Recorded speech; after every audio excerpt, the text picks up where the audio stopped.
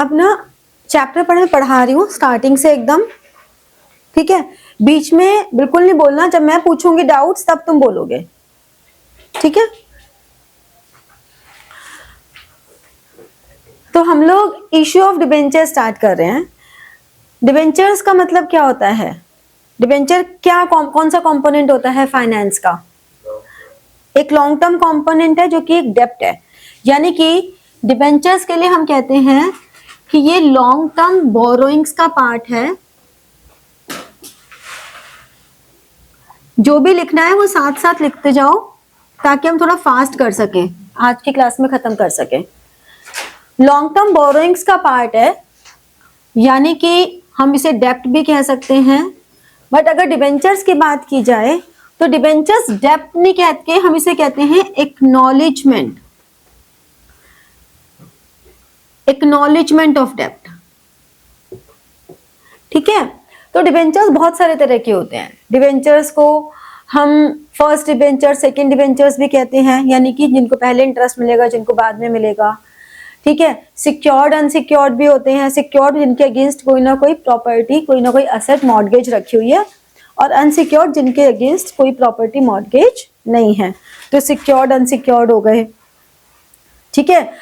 Participating, non participating होते हैं, ठीक है। पार्टिसिपेटिंग मतलब जो प्रॉफिट्स में भी पार्टिसिपेट करें, ऑल्दो ऐसे डिबेंचर्स कभी भी इशू नहीं होते हैं। जनरली प्रेफरेंस शेयर्स में ये इंपॉर्टेंट होता है, पार्टिसिपेटिंग, नॉन पार्टिसिपेटिंग। फिर हमारे पास एक होते हैं बियरर और रजिस्टर्ड। रजिस्टर्ड मतलब जिन डिबेंचर होल्डर्स का नाम रजिस्टर में, जिन डिबेंचर होल्डर्स का नाम रजिस्टर में मेंशन होता है और वो इजीली ट्रांसफरेबल नहीं होते, जबकि बियरर डिबेंचर्स इजीली ट्रांसफरेबल होते हैं, ठीक है। तो इस तरह से टाइप ऑफ डिबेंचर्स जो थ्योरी वाला पार्ट आता है। अब एक और बात क्या होती है कि जो इंटरेस्ट ऑन डिबेंचर्स है वो एक मैंडेटरी है। ये हमारे पास शेयर्स में और डिबेंचर्स में मेजर डिफरेंस है कि जो शेयर्स हैं उन पे जो डिविडेंड हम दे रहे हैं दैट इज नॉट मैंडेटरी। अगर प्रॉफिट्स होंगे तो हम डिविडेंड देंगे, वरना नहीं देंगे। लेकिन डिबेंचर्स पे जो इंटरेस्ट है that is mandatory. Even in case of loss company has to pay interest on debentures. तो इसीलिए किसी भी डिबेंचर के आगे अगर प्रीफिक्स में जो लिखा होता है this is rate of interest, ठीक है। 10% डिबेंचर्स प्रीफिक्स होता है, 12% डिबेंचर्स मतलब उस पर 12% रेट ऑफ इंटरेस्ट है। अब हमें इस चैप्टर में करना क्या है? हमें इस चैप्टर में करना है कि डिबेंचर्स इशू किस किस तरह से हो सकते हैं। इशू ऑफ डिबेंचर्स किस किस तरह से हो सकता है? एक फॉर कैश हो सकता है,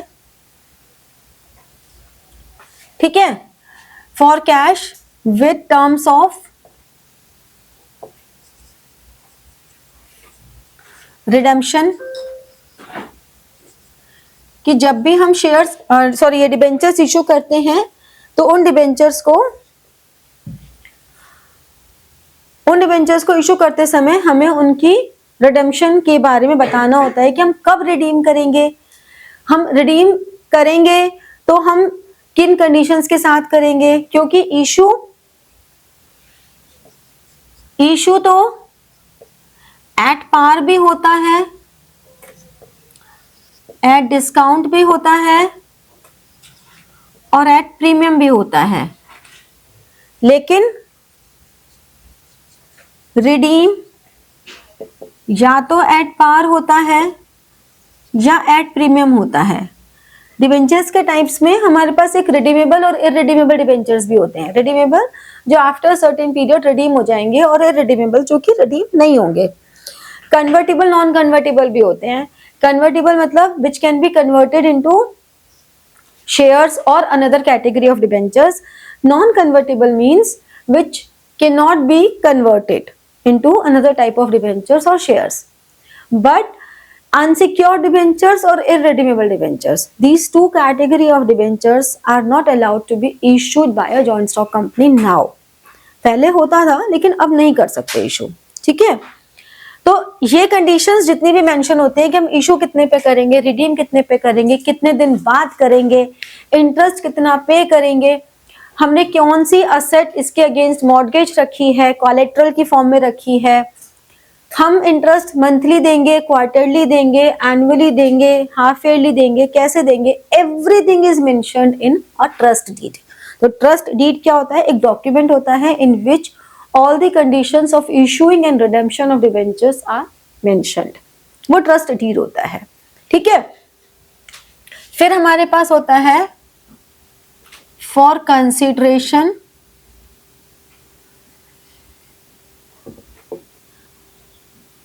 अदर देन कैश। हम कैश के अलावा और चीजों के लिए और बातों के लिए डिबेंचर्स इशू कर रहे हैं, जैसे कि कोई असेट परचेज करने के लिए, कोई बिजनेस परचेज करने के लिए और सर्विसेज के लिए। ये मैंने आपको बताया था शेयर्स के चैप्टर में भी कि शेयर्स के चैप्टर में जैसे हम करते हैं वही इसमें होता है, बस थोड़ा सा डिफरेंस आ जाता है। यहाँ पे डिस्काउंट पे भी इशू हो रहा है और रिडेम्पशन की कंडीशन भी आ रही है। ये टॉपिक्स हम पढ़ते अलग अलग हैं, लेकिन जब क्वेश्चन आते हैं तो सब मिक्स होकर आते हैं। ठीक है, फिर एज कोलेटरल सिक्योरिटी, हम डिबेंचर्स को एज कोलेटरल सिक्योरिटी भी इशू कर सकते हैं। जब हम कोलेटरल सिक्योरिटी इशू करते हैं तो दो तरीके से होता है, बाय पासिंग जर्नल एंट्री और बाय नॉट पासिंग।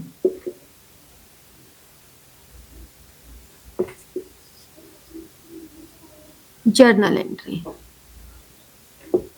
ठीक है, तो इस तरह से ये सब हमें करना है इस चैप्टर में कि डिबेंचर्स इशू किस किस तरह से होते हैं। इसके अलावा छोटे छोटे एक दो टॉपिक्स और हैं जो हम साइमल्टेनियसली कर लेंगे, तो ये सब हमें कवर करना है। अब जब हम इन्हें कवर करते हैं तो पहली बात, जब हम कैश के लिए इशू करते हैं तो जैसे आपका शेयर्स में होता है ना, application, allotment, first call, second call, वैसा ही सब कुछ डिबेंचर्स में भी होता है। वही pro rata, under subscription, over subscription, ये सब भी होता है। ठीक है, इसके अलावा आपका फॉर फ्यूचर सब कुछ होता है। अब क्योंकि वो सारा सेम एज इट इज चल रहा है, तो ऐसे में हमें डिबेंचर्स के लिए ये क्वेश्चंस आने के चांस कोई होता नहीं है, क्योंकि डिबेंचर्स में अपने अलग से बहुत सारे टॉपिक्स हैं जो आ सकते हैं, और शेयर्स में सिर्फ यही है कि इशू फॉर फ्यूचर, री इशू। तो वो टॉपिक्स हमारे डिबेंचर्स में नहीं आ रहे हैं। हमें डिबेंचर्स में क्या करना है? हमें डिबेंचर्स में सिर्फ ये करना है कि अगर इशू ऑफ डिबेंचर्स है इन टर्म्स ऑफ रिडेम्पशन, तो जर्नल एंट्रीज क्या करेंगे। ठीक है, तो अब हम फर्स्ट टॉपिक से जैसे स्टार्ट करते हैं with issue of debentures in terms of redemption. ये हटा दूं? तो जैसे कि हमारा मिनिमम सब्सक्रिप्शन भी होता है, जैसे शेयर्स में मिनिमम सब्सक्रिप्शन हमने कहा कि 90% होता है, तो वैसे ही डिबेंचर्स में भी मिनिमम सब्सक्रिप्शन वाला पॉइंट आता है, लेकिन एज पर सेबी गाइडलाइंस, हंस लो बहुत सारा है यार, क्या मत करना, हंस लो, खून बढ़ता है हंसने से, हंस लो। हो गया हंसना? पढ़ा दूं? Thank you.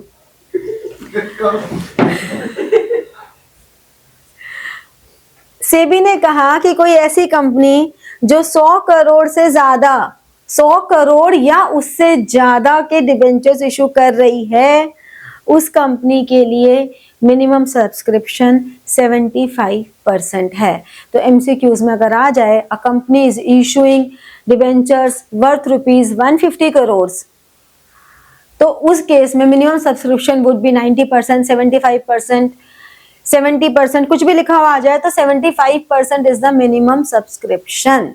Is it okay? ठीक है, 1 रुपीज 100 करोड़ और मोर। ठीक है, डन? Shall we proceed? हो चुका तुम्हारा 1 घंटे में चैप्टर खत्म ऐसे? और अब तो ये चैप्टर खत्म हो गई, क्लास खत्म होगी, तुम कर लो जितना तंग करना है। अरे अरे अरे नहीं, बस हो गया, आ रहे तो बहुत। अगेन अ डिस्क्लेमर, मैं शॉर्ट फॉर्म यूज कर रही हूँ क्योंकि मुझे जल्दी पढ़ाना है। आप टेस्ट में, एग्जाम में शॉर्ट फॉर्म यूज नहीं करेंगे, ठीक है। अब हमारे पास केस क्या क्या आते हैं, जैसे कि मैंने बताया कि इशू और रिडेम्पशन। ये ध्यान रखना कि रिडेम्पशन ऑफ डिबेंचर्स हमारे सिलेबस में नहीं है, और हम लोग रिडेम्पशन की एंट्रीज भी नहीं कर रहे हैं। हम एंट्री किसकी कर रहे हैं, हम इशू की कर रहे हैं, लेकिन रिडेम्पशन की कंडीशन साथ साथ हम मेंशन कर रहे हैं। तो इशू एट पार हो सकता है, प्रीमियम हो सकता है और डिस्काउंट हो सकता है, लेकिन रिडेम्पशन एट पार होगा और प्रीमियम होगा। और ये ध्यान रखना कि सब कुछ फेस वैल्यू पर ही होता है, ठीक है। अब पहला केस, अगर इशू एट पार है और रिडीम एट पार है, हमेशा ध्यान रखना कि एक तो फेस वैल्यू से कंसिडर करते हैं और हमें 2 एंट्रीज करनी है। ऑल्दो शॉर्टकट में हम सिंगल एंट्री पास कर सकते हैं, ऐसा नहीं है कि नहीं कर सकते, बट हम अभी 12th में ये शॉर्टकट नहीं अप्लाई करेंगे। हम लोग 12th के बाद जब हायर क्लास में जाते हैं तब तो आपको बोला ही जाता है शॉर्टकट्स करो, बट अभी आपको कोई शॉर्टकट्स अप्लाई नहीं करने हैं, राइट। तो issued at par, redeem at par, यानी कि 100 रुपए का डिवेंचर 100 रुपए पे ही हुआ। 1000 कर लेते हैं, 100 लेते लेते ना बोर से हो गए, थोड़े बड़े हो जाते हैं, हम ज्यादा रईस हो जाते हैं। 1000 का करेंगे अब हम, ठीक नहीं, 10,000 थोड़ा ज्यादा जाएगा, 1000। तो हमने पहली एंट्री हमेशा उस अमाउंट से करते हैं जो कि रिसीव होती है, जिससे कि, हाँ गलत बोलना है, कॉन्फिडेंस के साथ ये होता है। तो हम जितना पैसा रिसीव हो रहा है उससे हम फर्स्ट एंट्री करेंगे। तो बैंक अकाउंट डेबिट टू, हमेशा डिवेंचर का जो रेट ऑफ इंटरेस्ट है वो मेंशन करना जरूरी है, हमेशा जरूरी होता है। अगर आपने मेंशन नहीं किया तो इसका मतलब आप फुल डिस्क्लोजर नहीं दे रहे कि इस डिवेंचर पे कितना इंटरेस्ट है। तो X% debenture, application and allotment. अगर आपको एप्लीकेशन अलॉटमेंट का अमाउंट अलग अलग दिया हुआ है तो हमेशा जो भी कंडीशंस अप्लाई हो रही हैं इशू की या रिडेम्पशन की, वो अलॉटमेंट के एंट्री के साथ आएंगे, ध्यान रखना। By default if nothing is mentioned, हमेशा अलॉटमेंट की एंट्री के साथ आएंगी, चाहे वो शेयर्स हो चाहे डिवेंचर्स हो, अगर कुछ भी मेंशन नहीं है तो, ठीक है। तो ये हमने 100 रुपीज से कर दिया, क्योंकि अभी हम मान के चल रहे हैं कि सारा का सारा पैसा हम एक बार में मंगा रहे हैं। फिर हमने कहा X% डिवेंचर, ये भी ध्यान रखना जितना अमाउंट यहाँ क्रेडिट में लिख रहे हो उतना ही नेक्स्ट एंट्री के डेबिट में आएगा। इस बात का भी ध्यान रखना कि ये हमेशा उतना ही आएगा, तो कम से कम ये गलती नहीं करना। हाँ हम 1000 पे कर रहे थे, बड़े हो गए थे, भूल गए, आदत ही नहीं है ना ज्यादा पैसों की। तो ये ध्यान रखना, कई बार ना क्वेश्चन में फिगर्स बहुत बड़ी बड़ी आ जाती हैं, मतलब इसे लाख्स करोड़ में आ जाती हैं, तो उसमें आप लोग ऊपर ही या तो रुपीस कॉलम 30 यानी कि 1000 पे ले लो, और नीचे जो क्वेश्चन पेपर होगा उसमें 3 zeros कट कर दो सारे में, तो आपको क्वेश्चन इजी हो जाएगा कि आपको 3 zeros कट कर दी। अगर बहुत ज्यादा जीरोस हैं तो रुपीस इन लैक्स कर दो, लैक्स का मतलब हो गया 5 zeros कट कर दिया आपने, ठीक है। उससे आपकी कैलकुलेशन मिस्टेक नहीं होगी, वरना होता क्या है एक भी जीरो कम ज्यादा लगते ही आपकी गड़बड़ हो जाती है। तो टू सेव दैट कि आपकी वो मिस्टेक्स ना हो, आप इसको 3 zeros 5 zeros में कर लो, इसके आगे मत करो। मतलब करोड़ में अगर क्वेश्चन में गिवन है करोड़ कि 2 crore 3 crore, then it is different, तब तो लिख दो। उसे कन्वर्ट भी मत करो जीरोस में कि उन्होंने करोड़ लिखा है तो हम कन्वर्ट कर दें, ठीक है। तो ये एक शॉर्टकट है जो ले सकते हो और इसमें कुछ गलत नहीं है। फिर हमारे पास आया 2 X% डिबेंचर्स 1000, ठीक है। तो ये हमारे पास आ गया। अब केस 2 लेते हैं।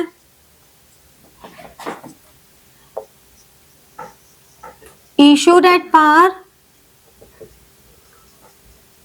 redeem at premium। क्या मतलब हुआ? इशू हमने 100 पे किया और रिडीम कितने पे किया? इशू हमने 100 पे किया और रिडीम मान लो हमने 140 पे किया। ठीक है, तो पहली एंट्री में क्या आएगा बताओ? 1000 में ले लेंगे। अरे 1000 में लेते हैं भाई, 1400। पहले में तो सही ही आएगा, बैंक अकाउंट तो ये कितना आएगा? नाम नंबर बोलो। हाँ सॉरी 400 ये कन्विक्शन होता है। हम गलत को भी ऐसे कॉन्फिडेंस से बोल देंगे कि दूसरा सही बोल रहा हो तो गलत बोल दे, इसे कहते हैं कन्विक्शन। 1000 ही आएगा। 1000 ही आएगा भाई, इशू जितने पे कर रहे हो। मैं सही हूँ। ठीक है, हालांकि ये बड़ा काम आती है चीजें। आप बिल्कुल कन्विक्शन से बोल दो हम सही हैं, बस सामने वाला सोचने लग जाए मैं ही गलत हूँ। इसका पता नहीं, गलत सही लगने लग गया। अब हमारे पास जितने से हमने क्रेडिट किया उतने से डेबिट कर दिया। बात ये आती है कि जो ये X% डिबेंचर है ना, ये हमेशा ही फेस वैल्यू से होगा। जैसे शेयर होता है ना, शेयर कैपिटल, वो हमेशा फेस वैल्यू से होता है, ये भी हमेशा फेस वैल्यू से होगा। तो यहाँ पे क्या है, कुछ हो जाए, दुनिया दर की दर हो जाए, मैं तो अड़ा हुआ हूँ ढीठ के जैसे, मैं उतना ही रहूंगा, यानी कि मैं फेस वैल्यू से कम ज्यादा पे नहीं जाऊंगा, तो मैं उतने पे ही रहूंगा, मैं कॉम्प्रोमाइज नहीं करूंगा बिल्कुल भी। मत कर तू कॉम्प्रोमाइज, हम कर देते हैं। ये जो हमारे पास अच्छा सिक्योरिटीज प्रीमियम कहाँ से आ गया? Premium on redemption of debentures to premium on redemption of debentures आएगा। ये हमारे लिए एक लाइबिलिटी है 400, और इसके कॉरेस्पॉन्डिंग डेबिट में आएगा loss on issue of debentures 400। अब यहाँ पे छोटे छोटे कुछ बातें समझ लो कि जो हमारे पास डिबेंचर अकाउंट होता है, ये डिबेंचर अकाउंट या ये डिबेंचर अकाउंट, ये हमेशा जो आपकी बैलेंस शीट में इक्विटी एंड लायबिलिटीज वाली वैल्यू होती है, हेडिंग होती है, उसमें आपकी होती है long term non current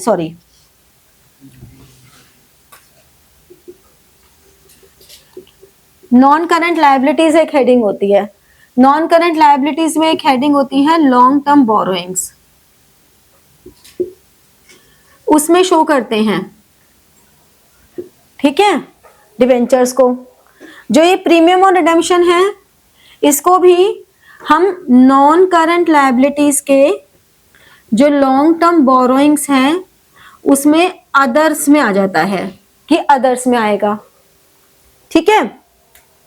loss on issue of debentures as per accounting standard 16, जो कि बोरोइंग कॉस्ट के बारे में बताता है। अकाउंटिंग स्टैंडर्ड 16 बोरोइंग कॉस्ट के बारे में बताता है। वो ये कहता है कि this loss should be return of in the year of issue. जिस साल आपने इशू किया है उसी साल राइट ऑफ कर दो, right of in the year of issue. कैसे करेंगे राइट ऑफ? पहली प्रेफरेंस सिक्योरिटीज प्रीमियम, अगर सिक्योरिटीज प्रीमियम कम पड़ गया तो फिर आप जनरल रिजर्व या प्रॉफिट एंड लॉस को ले सकते हो, और टू लॉस।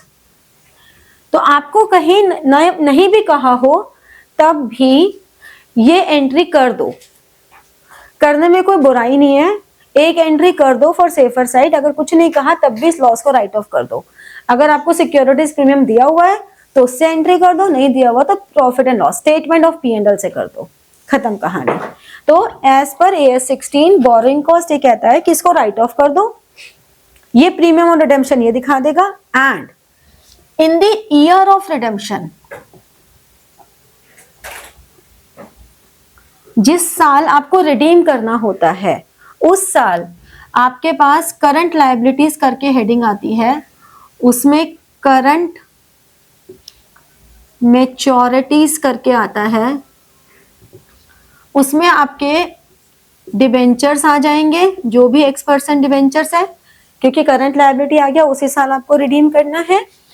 और जो प्रीमियम है वो अदर्स में आ जाएगा, premium on redemption of debentures,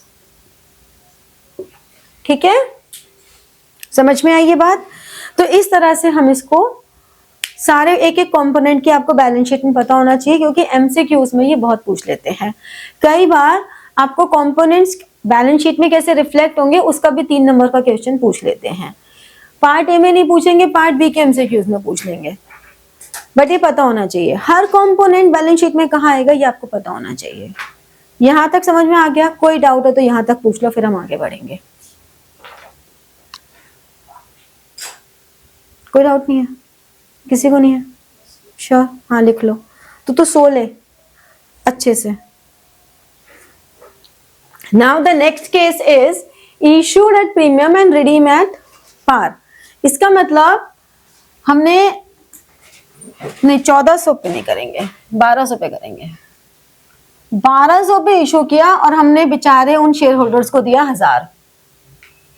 वैसे तो वो शेयर होल्डर ही पागल है जिसको पता है 1000 मिलेगा, और डिवेंचर होल्डर सॉरी, बट चलो ठीक है, हमें क्या फर्क पड़ता है, हम इमोशनल नहीं होंगे, हम पढ़ेंगे।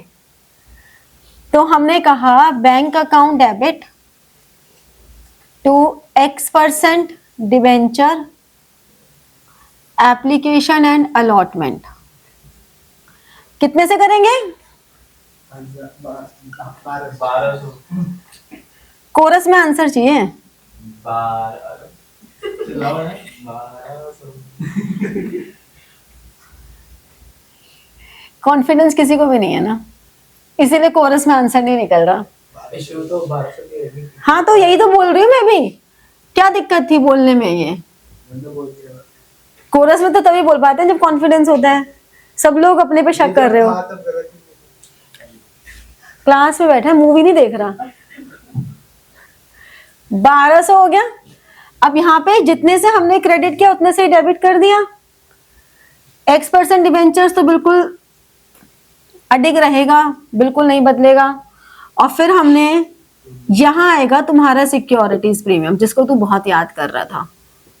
ये आ गया सिक्योरिटीज प्रीमियम, इसे याद कर रहा था ना तो, क्योंकि हमने फेस वैल्यू से ज्यादा पे इशू किया। जब हम फेस वैल्यू से ज्यादा पे इशू करेंगे तो प्रीमियम आएगा। ठीक है, जैसे कि अब आगे करते हैं। इशूड एट प्रीमियम और रिडीम भी हम प्रीमियम पे कर रहे हैं, यानी कि हम 1200 पे इशू कर रहे हैं और उनको 1400 दे रहे हैं। तो ये मत देखो कि हमें 200 का फायदा हो रहा है, हमेशा फेस वैल्यू से कंपेयर करना है। मतलब bank account debit to X% debenture application and allotment. अब क्या आएगा यहाँ पे? 1200। इस बार भी लॉस होएगा ना, बस केस सर्विस से कम है। कितने का लॉस होगा ये बता दो। सोचो 200 ही होगा। सोचो सोचो सोचो सोचो। मैं लिख रही हूँ एंट्री, अमाउंट तुम बताओगे। 200 सोच लो, अभी जितने एंट्री लिख रही हूँ उतने टाइम तक 400 सब बोल दो। 400 या 600 तो मैं सही है। 600 दोनों को प्लस कर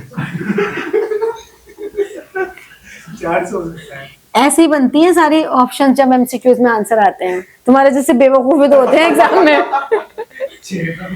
यहाँ तो 1200 आया, डिबेंचर्स में 1000 ही आएगा। प्रीमियम हमारा 1000 की जगह 1200 का हुआ तो प्रीमियम में 200 आएगा। हम 1000 की जगह 1400 वापस कर रहे हैं, तो ये 400 और ये 400। प्रीमियम और रिडेम्पशन 400 आएगा, और प्रीमियम के अगेंस्ट लॉस ऑन इशू भी 400 आएगा। हमने 1000 रुपए का डिबेंचर 1200 में इशू किया तो 200 रुपए का प्रीमियम आएगा, तो हमने सिक्योरिटीज प्रीमियम में 200 लिखा। हो गया टैली दोनों तरफ का। अब आगे का केस करते हैं। क्योंकि बेटा 1000 रुपए का फेस वैल्यू हमने एज्यूम किया ना, 1000 की जगह 1400 का हम रिडीम कर रहे हैं ना, इसलिए। फिर आते हैं issued at discount, redeem at par, यानी कि 950 और 1000। अब बताना शुरू कर दो, बस एंट्री लिखो, उसके साथ साथ अमाउंट बोलते जाओ।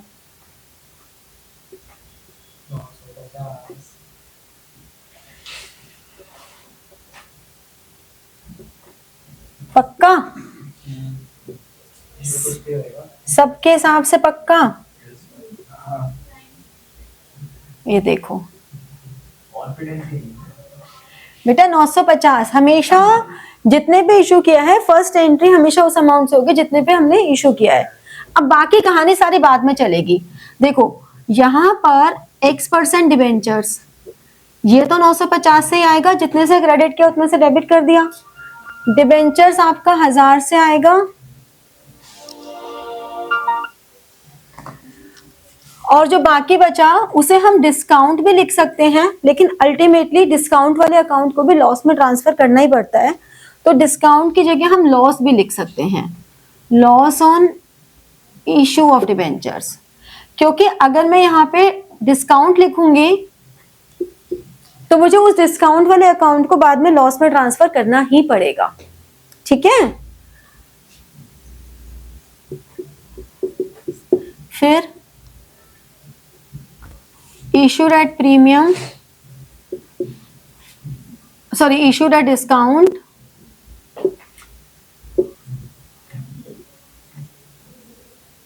redeem at premium, यानी कि 950 पे किया और 140 पे रिडीम किया। अब कहानी कैसे चलेगी? चलो आखिरी पजल है, 950 होगा। चलो एक नंबर, 3 में से 1.5 नंबर तो मिल गया। हाँ, वो 1400 होगा। Yes, thank you. इसका मिलेगा ना? पॉइंट 2, इसका भी फर्स्ट का वो डेबिट में 950 रहेगा। चलो तूने कहा तो लिख दिया मैंने इसका 950। अब बाकी और बताओ। तुम्हारी बोलने का नहीं जाएगा और बचा हुआ अमाउंट दोनों रिडम्पशन में आ जाएगा।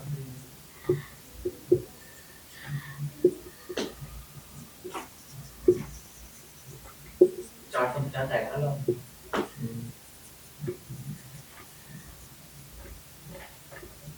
हाँ 400 तो जो रिडेम्पशन एट प्रीमियम है उसका, और 50 डिस्काउंट का, तो 450 यहाँ आ गया, 1000 यहाँ आ गया, 400 यहाँ आ गया। तो कथा यहीं समाप्त हुई इस टॉपिक की।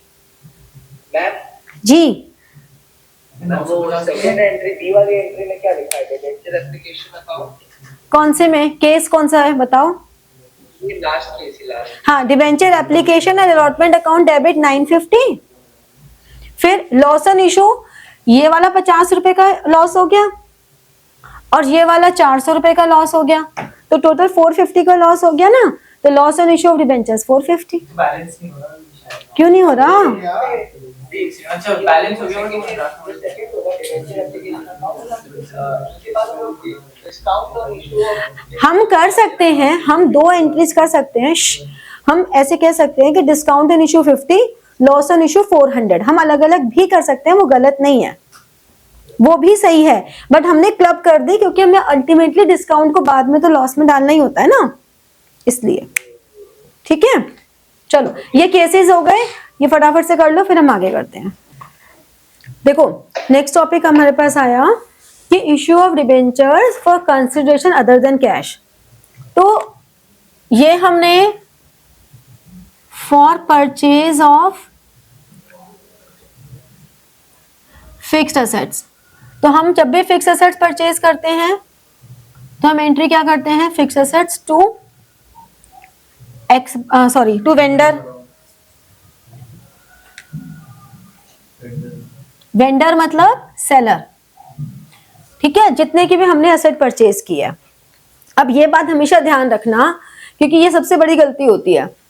जितने की हमने परचेज किया यानी कि जितने से भी हमने वेंडर को क्रेडिट किया है, हमेशा उतने से ही डेबिट करना है, कभी भी ये अमाउंट चेंज नहीं होगा। जैसे अभी एक सैम्पल पेपर में क्वेश्चन है, उसमें भी आपको ये नहीं बताया कि हमने कितने में परचेज किया, बाकी सारी कहानी दे रखी है। तो आपको परचेज प्राइस एज्यूम कभी नहीं करना, हमेशा ये ध्यान रखो जितने से यहाँ क्रेडिट करोगे उतने से ही यहाँ डेबिट करोगे। अब हमने इस वेंडर को X% डिबेंचर्स अगर प्रीमियम पे किया है तो सिक्योरिटीज प्रीमियम, ठीक है, अगर हमने कुछ पेमेंट बैंक ड्राफ्ट के थ्रू दे दी तो बैंक अकाउंट, कुछ पेमेंट कैश में दे दी तो कैश, कुछ पेमेंट बिल्स पेबल की फॉर्म में दे दी तो बिल्स पेबल। और अगर इन्हीं डिवेंचर्स में ऐसा कुछ दिया हुआ है कि हमने रिडीमेबल एट प्रीमियम है तो रिडीमेबल एट प्रीमियम वाली कंडीशंस भी एज इट इज यहाँ पे पुट कर देंगे। अगर हमने ये डिवेंचर्स डिस्काउंट पे इशू किए हैं तो डिस्काउंट डेबिट कर देंगे, यानी कि लॉस ऑन इशू डेबिट कर देंगे। कहने का मतलब ये है कि अभी जो हमने 6 केसेस किए हैं वो पूरे के पूरे 6 केसेस यहाँ पर भी आ सकते हैं। तो आपको सिर्फ इस बात पे फोकस करना है कि इशू प्राइस कितना है। इशू प्राइस का मतलब आपका जो इशू प्राइस है, अगर आप वो डिबेंचर्स इशू एट पार कर रहे हो तो issue price is equal to face value होगा। अगर आप वो एट प्रीमियम इशू कर रहे हो तो issue price is face value plus securities premium होगा। और अगर वो आप एट डिस्काउंट कर रहे हो तो issue price is face value minus discount होगा। तो मतलब इशू प्राइस क्या होगा, या तो वो फेस वैल्यू होगा या प्रीमियम होगा या डिस्काउंट माइनस करके होगा। वो क्यों जरूरी है निकालना, क्योंकि जो हमारे नंबर ऑफ डिबेंचर्स हैं जो हमें नरेशन में लिखना बहुत जरूरी है, नंबर ऑफ डिबेंचर्स नरेशन में लिखना कंपलसरी होता है। जितना भी अमाउंट हमें पे करना है बाय डिबेंचर्स, सारा का सारा अमाउंट नहीं, ये वाला नहीं, जो डिबेंचर्स के फॉर्म में हमें पे करना है। अगर हमने बैंक, कैश या बिल्स पेबल ये किसी भी थ्रू हमने पे कर दिया तो उसे छोड़ के जितना डिबेंचर्स के थ्रू पे करना है उसको डिवाइड कर देंगे इशू प्राइस से, तो हमें क्या मिल जाएंगे, नंबर ऑफ डिबेंचर्स। अब नंबर ऑफ डिबेंचर्स में ये और ध्यान रखने वाली बात है कि कभी भी नंबर ऑफ डिबेंचर्स डेसिमल में कंसिडर नहीं होते और ना राउंडेड होते हैं। ये हमेशा अपर लेवल पे जाते हैं, जैसे कि लोअर लेवल पे जाते हैं। जैसे कि अगर आपके आ गए 333.33 या 666.666 ऐसे चल रहे हैं, तो इसमें 333 यानी कि डेसिमल की इधर की वैल्यू, इसमें 666, हमेशा इसमें लोअर साइड पर रहेगा जो डेसिमल के एक तरफ की वैल्यू है। डेसिमल की उधर की वैल्यू को कंसिडर नहीं करना। वो जो भी बैलेंसिंग फिगर आएगी वो आप बैंक के थ्रू पे कर दोगे। जो भी डेसिमल की हमारी वैल्यू आ रही है, बैलेंसिंग कुछ तो आएगा ही ना। अब अगर हम वेंडर को डेबिट कर रहे हैं तो नंबर ऑफ डिबेंचर्स हमारे एग्जैक्ट फॉर्म में नहीं आ रहे हैं, डेसिमल में आ रहे हैं, तो कुछ ना कुछ तो बैलेंसिंग फिगर आएगी ही। तो जो भी वो बैलेंसिंग फिगर आएगी उस बैलेंसिंग फिगर को हमें बैंक के थ्रू कर देना है। कभी भी डिबेंचर्स को राउंड ऑफ मत करना कि यहाँ 333 कर दिया, 667 कर दिया। नो नो नो, कभी नहीं करना, प्लीज ध्यान रखना। जो भी मैं डोंट में बोलती हूँ तुम लोग उसे डू में कर देते हो, पता नहीं क्या ही दिक्कत है। तो डोंट मतलब डोंट ही है, डू नहीं है, ठीक है। ये समझ में आ गया? यहाँ तक कुछ दिक्कत है बता दो। आईपी इज इशू प्राइस, ठीक है। अब बात आती है सेकेंड में, फॉर परचेज ऑफ बिजनेस। सब कुछ होता है लेकिन हम लोगों को वो सब हम कर ही नहीं रहे, हम कवर ही नहीं कर रहे, क्योंकि वो सब शेयर्स का एग्जैक्टली सेम है, तो हम उसको कुछ कंसिडर ही नहीं कर रहे हैं और वो आता भी नहीं है, ठीक है। फॉर परचेज ऑफ बिजनेस, इसमें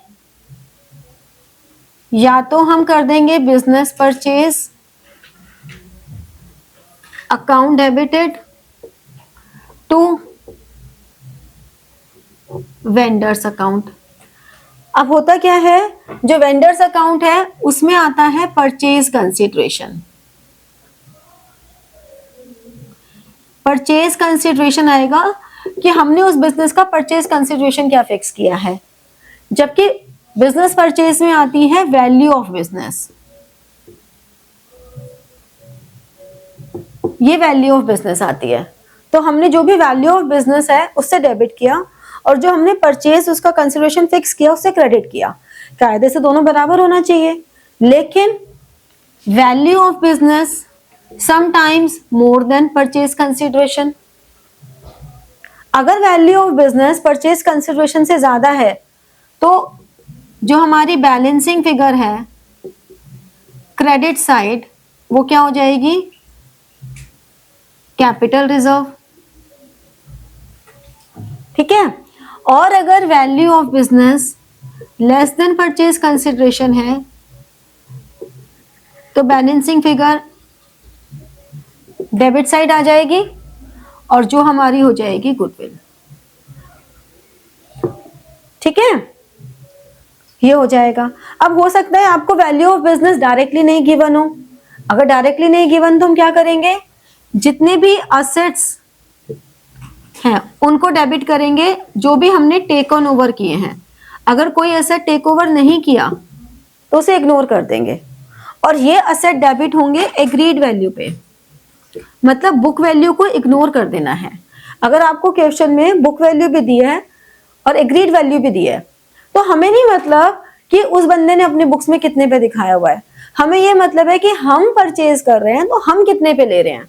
हमें क्या मतलब तुमने कितने पे दिखाया है, तुम कितने पे भी दिखाओ, हम कितने पे ले रहे हैं दैट इज मोर इंपॉर्टेंट, तो हम उसे कंसिडर करेंगे। फिर हमने कहा टू लाइबिलिटीज, ये भी वही आएंगी जो टेक ऑन ओवर है और ये भी एग्रीड वैल्यू पर ही आएंगी। और फिर टू वेंडर, इसमें आ जाएगा परचेज कंसिडरेशन। अब अगेन एक बार हमें वेंडर की वैल्यू मिल गई तो वेंडर की वैल्यू मिलने के बाद फिर ये एंट्री रिपीट हो जाएगी। हम वेंडर को किस फॉर्म में दे रहे हैं, सेम एंट्री रिपीट हो जाएगी, ये वाली पूरी, कोई चेंज नहीं है। वेंडर आ गया ना, यहां भी वेंडर आ गया, यहां भी वेंडर आ गया, यहां तक पहुंच गए तो आगे की कहानी सिमिलर हो गई। ठीक है, फिर आती हैं सर्विसेज, जैसे कि underwriting commission, underwriting commission account debit to underwriters account, underwriting commission account debit to underwriters account, या preliminary expenses account debit to promoters account. अब एक बार अगर हमें ये मिल गया तो अंडरराइटर्स अकाउंट डेबिट, जैसे वेंडर लिखा है वेंडर की जगह लिखा अंडरराइटर्स, एग्जैक्टली सेम आ जाएगा। अगर प्रमोटर्स हैं तो वेंडर की जगह लिखा प्रमोटर्स और एग्जैक्टली सेम आ जाएगा। तो बेसिकली आपको एक ये एंट्री है जो कि इंपॉर्टेंट है, आपको यहां तक पहुंचना है और सबसे घूम फिर के इसी एंट्री पर आना है, क्योंकि डिबेंचर्स इशू करने की एंट्री तो यही है और इसमें जो हमने पहले वाले केसेस किए हैं वो इंपॉर्टेंट है ही है। ठीक है, अब इसमें छोटा सा टॉपिक है जो इतने स्पेस में आएगा, पहले वो करवा देती हूँ। जैसे कि डिबेंचर इंटरेस्ट है, डिबेंचर इंटरेस्ट की एंट्रीज तो दो ही होती हैं, एक इंटरेस्ट ड्यू करने की debenture interest account debit to debenture holders और टू टीडीएस पेबल, ये पूरा नाम लिखना जरूरी है, टीडीएस पेबल अकाउंट। क्या होता है, TDS is tax deducted at source. होता क्या है, डिबेंचर होल्डर्स को debenture interest as a income होता है, एज एन इनकम होता है ना। अब इनकम टैक्स डिपार्टमेंट सबको तो पकड़ने जाएगा नहीं, तुम्हें इंटरेस्ट मिला इनकम टैक्स दो, तुम्हें इंटरेस्ट मिला इनकम टैक्स दो। वो कंपनी को कहता है कि आप इन लोगों को ना टैक्स काट के पेमेंट करो। फिर मैंने बोला एज अ डिबेंचर होल्डर कि भाई मेरा तो टैक्स बनता ही नहीं है, मैंने तो इन्वेस्टमेंट अच्छी की हुई है, मेरी तो इनकम ब्रैकेट में भी नहीं आता, but so ever the reason is, तो ठीक है मैं रिफंड के लिए अप्लाई कर दूंगी, बिकॉज रिफंड के लिए हर बंदा अप्लाई कर देगा, टैक्स देने के लिए जरूरी नहीं है हर बंदा आगे आ जाए। ठीक है, तो हम डिबेंचर इंटरेस्ट, कंपनी क्या करेगी, डिबेंचर इंटरेस्ट उसका पूरा एक्सपेंस है, उसने डिबेंचर होल्डर्स को दे दिया जितना देना था, और टीडीएस पेबल, क्वेश्चन में टीडीएस पेबल का रेट गिवन है तो ही लोगे वरना नहीं लोगे। फिर TDS payable debited debenture holders debited to bank. और ये जो डिबेंचर इंटरेस्ट है इसको statement of P&L to debenture interest, इसे कहते हैं ट्रांसफर करना P&L में। अब अटकते कहाँ हैं बच्चे इसमें, ये तो एंट्री हो गई। अब अगर क्वेश्चन में इंटरेस्ट जो है वो हाफ ईयरली दिया हुआ है तो आपकी ये जो दो एंट्रीज हैं ये तो साल में 2 बार होंगी, ठीक है, ये साल में 2 बार होंगी, लेकिन जो ट्रांसफर की एंट्री है वो ईयर एंड में ही होगी। अगर क्वेश्चन में इंटरेस्ट क्वार्टरली दिया हुआ है यानी कि ये साल में 4 बार एंट्रीज होंगी, लेकिन स्टेटमेंट ऑफ P&L में एक ही बार होगी। तो बच्चे यहाँ पे गलती कर जाते हैं कि वो P&L में कम अमाउंट ट्रांसफर कर देते हैं, वो लास्ट की एंट्री करना भूल जाते हैं या वो साल के बीच की एंट्री करना भूल जाते हैं, क्योंकि क्वेश्चन में लिखा होता है फॉर द ईयर एंडेड, तो वो सोचते हैं सिर्फ लास्ट डे की एंट्री करनी है, बीच फॉर द ईयर एंडेड मतलब बीच की भी एंट्रीज करनी है। यहाँ पे इतना आसान टॉपिक होने के बावजूद भी नंबर कटवा लेते हैं, ठीक है, समझ में आया। अब ये नोट डाउन कर लो। ये बोल रहा है कि हाँ, what entries have to be done as at as at लिखा है तब तो सिर्फ उसी दिन की लिखनी है। for the हाँ, year है तो फॉर द ईयर है तो पूरे साल की, एज एट लिखा है तो उसी दिन की लिखनी है, ठीक है। अब इसमें सिर्फ छोटा सा कोलेट्रल का बचा है, फटाफट कर लो, 5 मिनट में वो भी हो जाना है। Last topic, issue of debentures as collateral security. क्या मतलब हुआ कोलेट्रल सिक्योरिटी का? पैसे देके बाहर ना जाए बोलने वाला था। कोलेट्रल सिक्योरिटी का मतलब हुआ कि जैसे किसी कंपनी ने बैंक से लोन लिया और लोन के बदले में उन्होंने अपनी कोई एसेट उनको मॉर्गेज रखी, फॉर एग्जांपल कोई बिल्डिंग उन्होंने मॉर्गेज रख दी।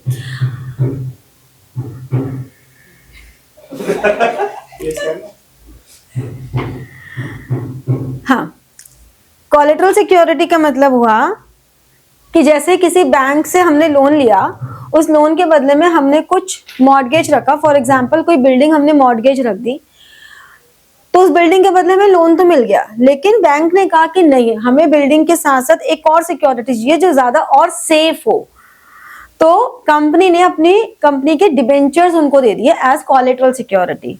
अब क्योंकि कंपनी ने लोन लिया है तो कंपनी को उस लोन पे इंटरेस्ट तो पे करना ही है, तो जो भी debentures as a collateral security issue होते हैं उन पे कंपनी कोई इंटरेस्ट पे नहीं करती है, ठीक है ना।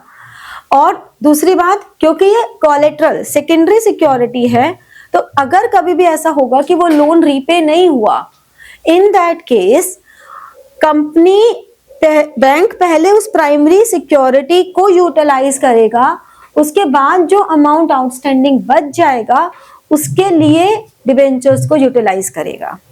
समझ में आया ये कॉन्सेप्ट कि क्या हो रहा है कि बैंक हमेशा पहले प्राइमरी सिक्योरिटी यूज करेगा for adjustment of that loan, और उसके अलावा जो बचेगा बैलेंस उसके लिए वो डिबेंचर्स इशू करेगा। कॉन्सेंट्रेट करो, यहाँ बाहर जो हो रहा है कोशिश करो उसे इग्नोर करने की, ठीक है। 5 मिनट का टॉपिक है, खत्म हो सकता है अगर चाहोगे तो, और बाहर एंजॉय करना है तो बाहर एंजॉय करना। वैसे नहीं है इसमें। अब वो डांस कर रहा है लड़का, वो अलग लेवल है, ठीक है। अब बात ये आती है कि जब डिबेंचर्स हम इशू करते हैं तो उससे पहले हमने लोन तो लिया ही है, तो लोन की एंट्री तो हो जाएगी bank account debit to bank loan, जितना भी लोन हमने लिया उससे कर दो। अब बात ये होती है कि हमारे पास 2 तरीके हैं। अगर हमें विदाउट पासिंग जर्नल एंट्री करना है, हमें जर्नल एंट्री पास ही नहीं करनी, तो सिंपली ओनली बैलेंस शीट है, तो ओनली बैलेंस शीट में हमारे पास जो इक्विटी एंड लायबिलिटीज हैं उसमें जो हमारी नॉन करंट लायबिलिटीज हैं उसमें लॉन्ग टर्म बोरोइंग्स होती हैं। ये जो लॉन्ग टर्म बोरोइंग्स हैं इसमें हम शो करेंगे कि ये बैंक लोन है, इसको हम नोट्स टू अकाउंट में भी शो कर सकते हैं, और डायरेक्ट बैलेंस शीट में भी शो कर सकते हैं। बैंक लोन में तो आ जाएगा अमाउंट ऑफ लोन, ठीक है, ये हमने बैंक लोन में दिखा दिया।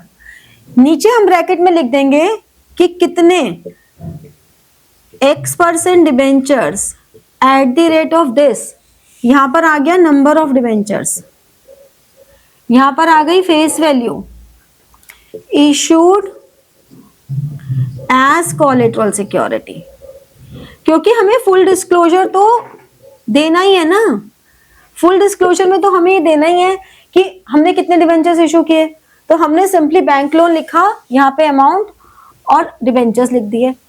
लेकिन अगर हमें जर्नल एंट्री पास करनी होती तो हम करते debenture suspense account debited to X% debentures. ये एंट्री उतने डिबेंचर से होगी जितने हमने इशू किए हैं।